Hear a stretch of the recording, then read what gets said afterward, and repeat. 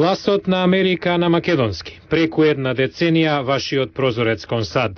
А сега, директно од студиото во Вашингтон, Гласот на Америка на македонски. Со вас во оваа емисија ќе биде Јане Бојаджиевски. Македонскиот претседател Ѓорѓе Иванов во Њујорк се сретна со посредникот во спорот за името Метју Нимиц. Прашањето за името со текот на времето ескалираше и доби поголемо значење отколку што заслужува, вели Чарлс Капчан, одговорен за европски истражувања во Советот за односи со странство во интервјуто за Гласот на Америка. Што друго се случува во светот на самиот почеток на нашава емисија? Има зголемено чувство на доверба дека проблемот може да биде решен со диалог на многу високо ниво меѓу лидерите на двете земји. Го пренесуваат медиумите посредникот на Обединетите нации Метју Нимиц по синокешната средба во Њујорк со шефот на македонската држава Ѓорѓе Иванов. Македонскиот преговарач, амбасадорот на Македонија во Вашингтон Зоран Њолевски, за Гласот на Америка изјави дека претседателот Иванов го информирал Нимиц за позицијата на Македонија. Така беше истакнато предобата на Република Македонија, зашто поскоро изваѓање на заемно прифатливо решение во кое дигнитетот на македонските граѓани ќе биде зачуван. Исто така беше разговарано дека процесот по кој со двете нации и медиаторот Метју Нимиц е тој што треба да се искористи за изваѓање на ова решение. На дневниот ред на Нимиц денеска е средба и со грчкиот шеф на дипломатијата Димитрис Друцас. Во Њујорк е и премиерот Јоргос Папандреу, кој синоќа во седиштето на Обединетите нации разговарал со генералниот секретар Бан Ки Мун. Во кратката изјава за грчките медиуми ја повтори позицијата дека Атина сака решение што е обострано прифатливо и побарал подготвено за тоа од македонска страна. Прашањето за името со текот на времето ескалираше и доби поголемо значење отколку што заслужува. Оттаму потребна е зрелост, но и дисциплинираност за негово решавање. И во посредувањето треба да предничат европејците. Смета Чарлс Капчан, одговорен за европски истражувања во Советот за односи со странство. Со него разговараше Ведран Андоновски. Чарлс Капчан наведува дека не го изразува само својот, туку и ставот на многумина американски аналитичари дека е крајно време да се реши спорот. Вели свесен е за потешкотиите и за тоа што се друго освен името може да имплицира прашањето, но прашањето за јазик и етничка припадност на Балканот е мощно комплицирано. Никој нема да ги реши противставените тврдења преку ноќ. Мислам дека потребната состојка е зрелост и дисциплинираност.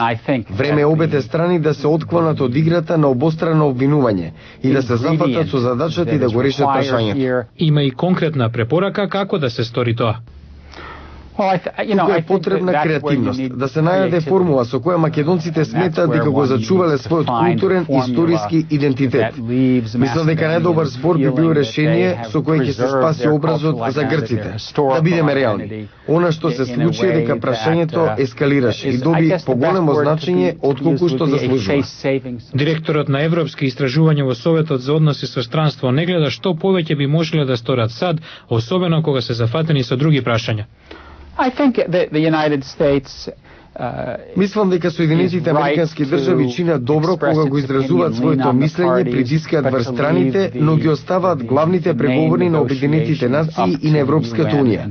САД се во позиција кога имаат полн дневен ред, особено во Афганистан, Ирак и на Блискиот Исток, и се вртат кон Европа да преземе поголем товар на Балканот. Ова прашање посекако е едно од оние во кои европејците треба да предничат. Капчан верува дека обете страни почнале да увидуваат дека е време за пресврт. Би ги охрабрил обете страни да бидат подготвени да дадат, но и да добијат. Обете да не доаѓаат со црвени линии и услови, туку едноставно да се каже. Доволно беше. Ајде да продолжиме со животот и да најдеме компромис. Хамбургерите долго беа неизоставен дел на американската искрена како релативно ефтина брза храна. Сега кога американците немаат многу пари за трошење по ресторани, повторно се вртат кон овие плескавици. Но хамбургерот станува и луксузен, со некои модификации, се разбира, направени од креативни готвачи. Денес ви представуваме дизајнерски хамбургери, хит во Лас Вегас и не само таму. Американските старомодни хамбургери минуваат низ дизајнерски промени благодарение делумно на најголемата рецесија по 1930-тите. Грег Cook е главен готвач во BLT Mirage во Лас Вегас. Со економијата каква што е сега, искрено мислам дека има повеќе место за профит во ресторан за хамбургери, отколку ресторан каде се служи бифтек. Речиси секој може да си дозволи хамбургер. Рестораните брзо реагираат. Во Манч бар во Цезаровата палата, собственикот Брајан Огден вели дека сендвичите на брза храна се претворени во вистинско ресторанско уживање. Користиме добро месо, органско, без хормони, вели тој. Секој ден одиме на пазар, бираме состојки што ни требаат, се правиме свежо во нашата кујна. Готвачот Кери Сајмон е собственик на КГБ, гурмански хамбургери на Кери, исто така во Лас Вегас. Дизајнирањето на перфектен хамбургер веле му помогнало да го прошири бизнисот. Експериментирав со различни видови месо. Моите хамбургери добиваа награди. Затоа ме повика овде да направам бар за хамбургери.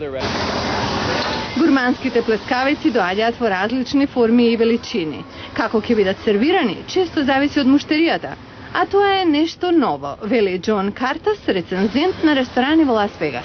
Со рецесијата трошоците се ограничуваат, затоа понудата од различни цени во различно време, помали порции и избор на додатоци е нешто за кое потрошувачите позитивно реагираат.